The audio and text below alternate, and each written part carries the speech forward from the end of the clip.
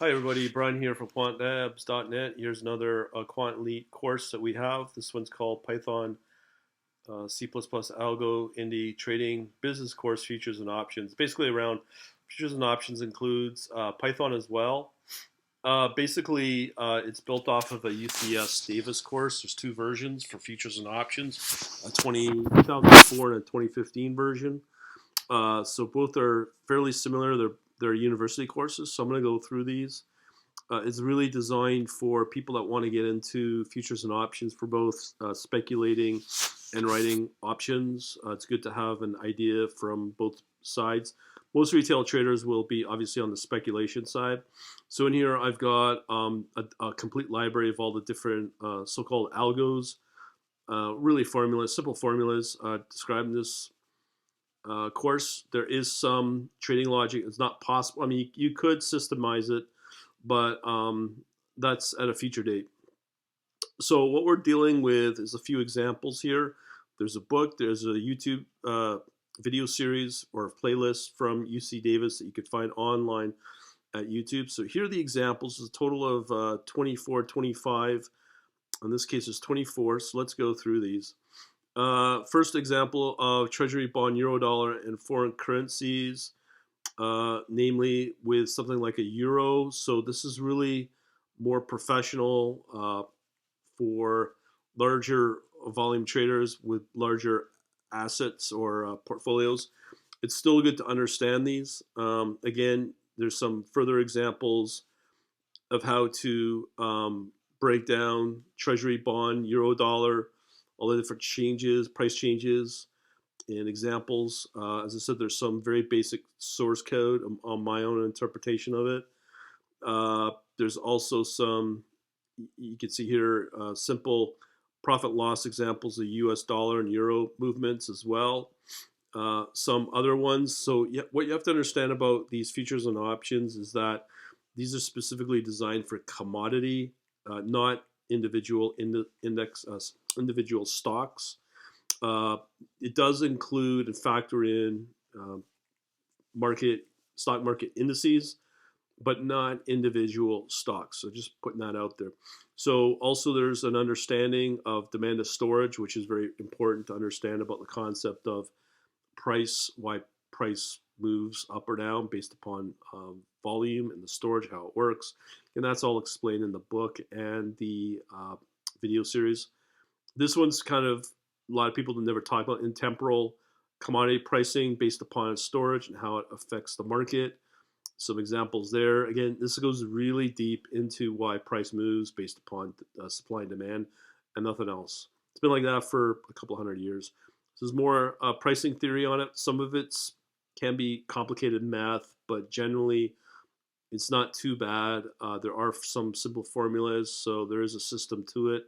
A lot of traders, futures and options, pretty well fail because they're not really looking at it from a systematic point of view. It's just based on hunches, which way they think it will go, and that is really not the smartest way to trade, especially when you have to build out rules.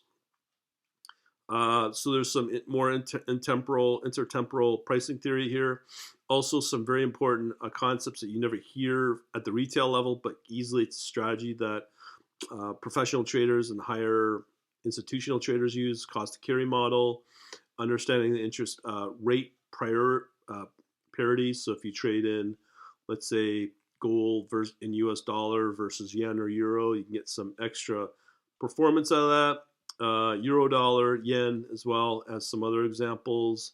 As you know, we need to understand the yield curve and how that works and how that impacts pretty well everything on a whole level from how the Federal Reserve kind of at the current rate printing out like crazy to add into the U.S. money supply.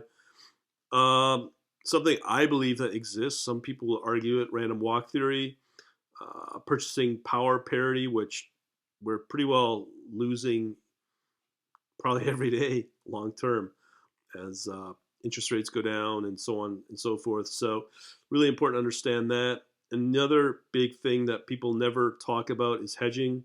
We know what hedging is, but there's no real, people have not really seen a examples of it.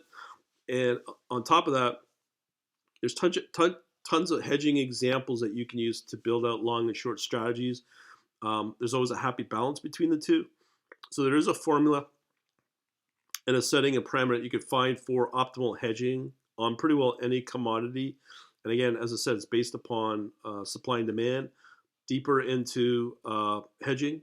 So then this up until this point, and this is the 15th video, that it then goes into more options. And this is quite interesting because now, up until this point, it's all about futures, but there's more money, a lot more money, where it's really lucrative is in options.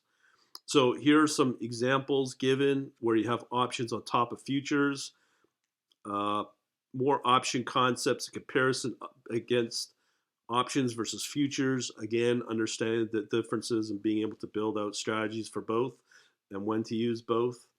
More pricing examples on option pricing. So this goes into more call put parity, option trading, the basic crust of a lot of it, being able to optimally figure out your volatility that you could forecast, or maybe your optimal price setting using Black-Scholes. You also have this delta effect that you can use with Black-Scholes. And then you also can get into hedging options on top of, there are strategies for when to use the future, and there's a strategy to use options. And again, as I said, this is to handle both the speculation side versus the writing options. So understanding how options are written, why they're written, and what those option writers will do to sort of go against future or option contracts.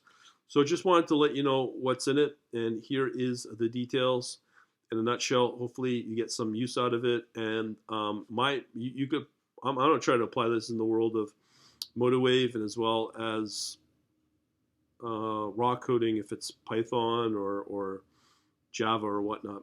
Anyways, that's about it. Talk to you later. Thanks for watching.